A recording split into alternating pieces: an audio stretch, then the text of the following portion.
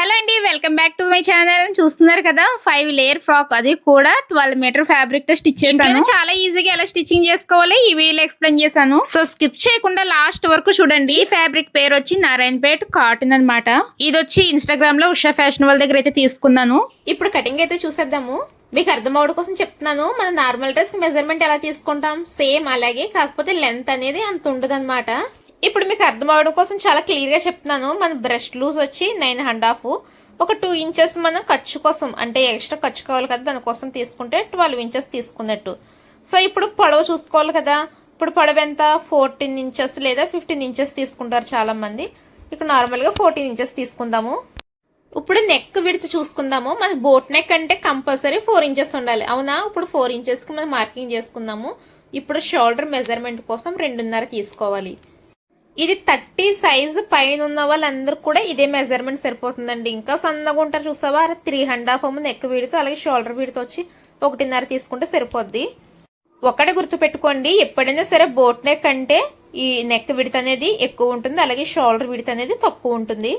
ఇప్పుడు neck and shoulder ఎంత ఉందో చూసుకోండి. ఇక్కడ 7 ఇంచెస్ ఉంది కదా, ఇదే 7 ఇంచెస్ మనం చంక డౌన్ కోసం అయితే మార్కింగ్ చేసుకోవాలి. ఇలా స్క్వేర్ గా బాక్స్ తీసుకుని మనం రౌండ్ అయితే తీసేసుకోవడమే. ఇప్పుడు నెక్ పొడవు చూసుకుందాము. మనం 3.5 పెట్టుకోవాలి. ఇది కూడా కంపల్సరీ అండి. 3.5 వస్తుంది మనకి నెక్ డౌన్ అనేది. సో ఇది ఎప్పుడు కూడా హై నెక్ ఉంటుంది కాబట్టి మీకు కావాలనుకుంటే 3 ఇంచెస్ అనే తీసుకోవచ్చు. నేనైతే దీనికి 3.5 వరకు తీసుకుని ఇలా రౌండ్ అయితే తీసుకోవడమే సేమ్. ఇంకొకటి అండి, ఇది మనకి ఫ్రంట్ బ్యాక్ కూడా సేమ్ రౌండ్ వస్తుంది, అలాగే మెజర్మెంట్ కూడా ఒక్కటే వస్తుంది. సో అందుకుని రెండు మనం మార్కింగ్ చేసుకుని కట్ చేసేసుకోవచ్చు. ఈ డ్రెస్ కి మనం ఇక్కడ బాడీ పార్ట్ అనేది చాలా తక్కువ వస్తుంది, అంటే బ్రెస్ట్ దగ్గరికి అదే చంకల దగ్గరికి వస్తుంది అనమాట. సో దానికోసం 8 ఇంచెస్ కి మార్కింగ్ చేసుకుని ఇలా లైన్ అయితే డ్రా చేసుకోండి. ఇదే అనమాట మన బాడీ మెజర్మెంట్, ఇంకేం ఉండదండి. కింద అంతా కూడా ఫ్రిల్స్ వస్తాయి.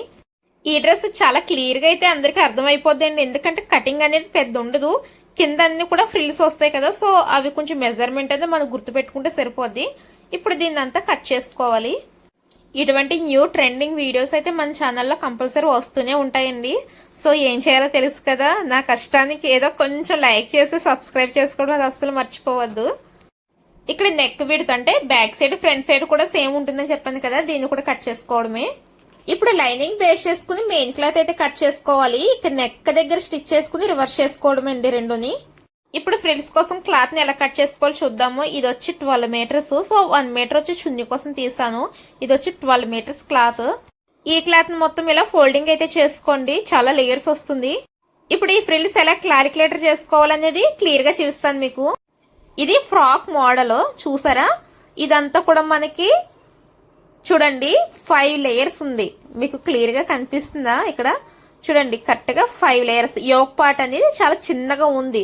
సో చెస్ట్ పై దగ్గర నుంచి మనకి ఈ లేయర్స్ అనేది స్టిచ్ చేసుకోవాలన్నమాట, కట్ చేసుకుని. చూడండి 5 లేయర్స్ ఉన్నాయి మనకి. ఇప్పుడు లేయర్ మెజర్మెంట్ ఎలా తీసుకోవాలో చూద్దాము. చూడండి ఇక్కడ యోక్ పార్ట్ ఉంది కదా, కింద ఫ్రిల్స్ ఉన్నాయా, అక్కడి నుంచి కిందకి లెంత్ ఎంత ఉందో చూసుకోవాలి ఫస్ట్. చూడండి మళ్ళీ మీకు క్లియర్ గా చెప్తున్నాను, ఇక్కడ బ్రెస్ట్ దగ్గర నుంచి కింద వైపుకు లెంత్ అయితే చూసుకోవాలి పైది వదిలేసి. ఇక్కడ బాటమ్ లెంత్ వచ్చి మనకి చూడండి 40 ఇంచెస్ అనమాట. ఫుల్ లెంత్ కాదు, అది బాటమ్ లెంత్. సో నేను ఫుల్ లెంత్ అని రాశాను. ఇప్పుడు దీన్ని క్యాలిక్యులేటర్ ఎలా చేసుకోవాలంటే 40 డివైడెడ్ 5 అంటే 5 లేయర్స్ కదా, సో 5 అనమాట. 40 డివైడెడ్ 5 అంటే మనకి 8 ఇంచెస్ వచ్చింది, అవునా? ఒక్కొక్క ఫ్రిల్ మనకి 8 ఇంచెస్ వచ్చింది. సో మనం దీనికి 1 ఇంచ్ అనేది ఎక్స్ట్రా యాడ్ చేసుకోవాలి, ఎందుకంటే మనకు ఖర్చు అనేది ఇంపార్టెంట్ కదా. సో దానికోసం మన ఖర్చు అనేది 1 ఇంచ్ యాడ్ చేసుకుంటే మనకి 9 ఇంచెస్ వస్తుంది.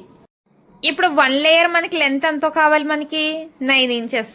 సో 5 లేయర్స్ కదా, ఒక్కొక్క లేయర్ 9 ఇంచెస్ అయితే ఉండాలి కంపల్సరీ. మళ్ళీ ఇంకొకసారి క్లియర్ గా ఎక్స్ప్లెయిన్ చేస్తాను చూడండి. ఇక్కడ బాటమ్ వచ్చి చెస్ట్ కింద నుంచి కిందకి 40 ఇంచెస్, అవునా? దీనికి మనం 5 లేయర్స్ పెడుతున్నాం కాబట్టి 40 డివైడెడ్ చేయాలి, దీన్ని డివైడెడ్ 5.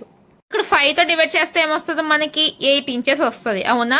ఇప్పుడు మనకి ఖర్చు కావాలి కాబట్టి 1 ఇంచ్ యాడ్ చేసుకుంటే మనకి 9 ఇంచెస్. ఇప్పుడు ఒక లేయర్ మనకి 9 ఇంచెస్ రావాలి. ఇప్పుడు మనం ఫోల్డింగ్ చేసుకుని పెట్టుకుందాం కదా క్లాత్ మొత్తం కూడా. ఇప్పుడు 9 ఇంచెస్ కి మార్కింగ్ చేసేసుకోవాలి. మనకి ఇలా ఎన్ని లేయర్స్ వస్తే అన్ని లేయర్లు కూడా మార్కింగ్ చేసేసుకోవాలి ఫస్ట్. ఇప్పుడు దీన్ని కట్ చేసుకోవాలి. ఇలా కట్ చేసుకున్న తర్వాత ఫ్రిల్స్ మెజర్మెంట్ ఎలా తీసుకోవాలో చూద్దాం. ఇప్పుడు మనం ముందుగా కట్ చేసుకున్న ఈ యోక్ పార్ట్ ని తీసుకోండి. ఫస్ట్ లేయర్ వచ్చి చూడండి, ఇక్కడ మనకి కరెక్ట్ గా మెజర్మెంట్ తీసుకుందామా, దీనికి డబల్ తీసుకోవాలన్నమాట. అంటే యోక్ పార్ట్ కి మనం డబల్ తీసుకోవాలి ఫస్ట్ లేయర్ వచ్చి. సో ఇలా చూడండి, మనం ఇలా డబల్ తీసుకున్నాం కదా, ఇప్పుడు దీన్ని కట్ చేసేసుకోవాలి. ఇది వచ్చి ఫస్ట్ లేయర్ మెజర్మెంట్ అన్నమాట. ఇవన్నీ కూడా చిన్న చిన్న మైక్రో ఫ్రిల్స్ అయితే వస్తాయి. ఇప్పుడు సెకండ్ లేయర్ కట్ చేసుకోవాలి కదా. ఇప్పుడు ఫస్ట్ లేయర్ మెజర్మెంట్ తో తీసుకుని ఫస్ట్ లేయర్ ఎంత ఉందో దానికి డబల్ తీసుకోవాలి. మీకు అర్థమవుతుందా? ఇక్కడ ఫస్ట్ లేయర్ మెజర్మెంట్ అయితే తీసుకుని దీనికి డబుల్ ఉండాలన్నమాట. ఇప్పుడు ఇది సెకండ్ లేయర్ అవుతుంది. ఎప్పుడు కూడా ఫస్ట్ దానికి డబుల్ ఉండాలి సెకండ్ది. ఇప్పుడు థర్డ్ లేయర్ మీకు అర్థమైపోయి ఉంటుంది కదా. ఫస్ట్ లేయర్ ఫోల్డింగ్ చేసుకోండి, సెకండ్ లేయర్ కి మనకి డబుల్ రావాలి. అంటే సెకండ్ లేయర్ ఎంత ఉంది దాన్ని మళ్ళీ ఈ థర్డ్ లేయర్ కి డబుల్ చేయాలి. చూడండి, మామూలుగా మెజర్మెంట్ అయితే తీసుకుందాం కదా ఇక్కడ మనకి. సో దీనికి మనం డబుల్ ఇచ్చుకోవాలన్నమాట, సేమ్ మెజర్మెంట్. అలాగే ప్రతి లేయర్ కూడా ఫస్ట్ లేయర్ కి డబుల్ డబుల్ ఉండాలన్నమాట. ఇలా 5 లేయర్స్ కూడా కట్ చేసేసుకోండి. లాస్ట్ లేయర్ కి ఇలా బార్డర్ వచ్చి ఇలా చూసుకోండి. చూడండి, ఇలా చిన్న చిన్నగా మైక్రో ఫ్రిల్స్ అన్ని కూడా స్టిచ్ చేసుకోవాలి ప్రతి లేయర్ కూడా. ఇవన్నీ కూడా మనకి పై పార్ట్ ఉంది కదా యోక్ పార్ట్ కి, దానికి సెట్ అయిపోవాలన్నమాట. అంటే కరెక్ట్ గా సరిపోవాలి. చూడండి, చాలా చిన్నగా పెట్టాను నేనైతే. ఇప్పుడు దీన్ని ఫ్రిల్స్ లోపలికి వెళ్ళేలాగా స్టిచ్చింగ్ చేసుకోవాలి. ఇలాగే ప్రతి లేయర్ కూడా ఇలా దగ్గరగా, అంటే ఒక లేయర్ కి కింద వైపుని అటాచ్ చేయడానికి సరిపోయేలాగా మనం అడ్జస్ట్ చేసుకుంటూ స్టిచ్చింగ్ చేసుకోండి. చూడండి నేను ఎలా పెడుతున్నానో ఇవన్నీ కూడా. ఇక్కడ నేను సూది తీసుకుని ఇలా కొంచెంగా లోపలికి ఫోల్డింగ్లు అయితే చేస్తున్నాను. చూడండి, మీకు క్లియర్ గా అర్థమవుతుంది కదా. ఇప్పుడు లేయర్స్ అన్నిటిని కూడా జాయిన్ చేసుకుందాము. చూడండి, లోపలికి వెళ్ళాలని చెప్పాను కదా ఫ్రిల్స్. సో ఇలా రివర్స్ చేసుకుని మనం స్టిచ్ చేస్తాం అనుకోండి, ఆటోమేటిక్ గా లోపలికి అయితే వెళ్ళిపోతాయి. ఇప్పుడు ప్రతి లేయర్ కూడా మనం స్టిచ్ చేసిన ఇంకొక లేయర్ కి అయితే స్టిచ్చింగ్ చేసుకోవాలి. చాలా ఈజీ అంటున్నాను కానీ కుట్టడం కొంచెం కష్టమేండి. ఎందుకంటే ఆ ఫ్రిల్స్ అన్ని కూడా దగ్గరగా గ్యాదరింగ్ చేసి స్టిచ్చింగ్ చేయాలి కదా. చూడండి, లేయర్స్ అన్ని కూడా ఒకదానికొకటి నేను అటాచ్ చేసి స్టిచ్చింగ్ చేస్తాను. ఇలా ఉంటుందన్నమాట ఒక్కొక్క లేయర్ కూడా. చూడండి, చాలా బాగుంది కదా. ఇలాగే సేమ్ బ్యాక్ సైడ్ కూడా మీరు సేమ్ ప్రాసెస్ అన్నమాట.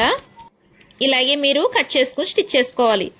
ఇప్పుడు దీనికి లైనింగ్ అయితే అటాచ్ చేసుకోవాలి. సో అంబ్రెల్లా కటింగ్ అయితే చేసుకోవాలన్నమాట కంపల్సరీ. ఇక్కడ చూస్తారు కదా, పైన యోక్ పార్ట్ కి ఫ్రిల్స్ ఉన్నాయి, అక్కడైతే జాయిన్ చేసుకోవాలి. ఇప్పుడు బ్యాక్ పార్ట్ ఫ్రంట్ పార్ట్ రెండు కూడా షోల్డర్స్ అయితే జాయిన్ చేసుకోవాలి.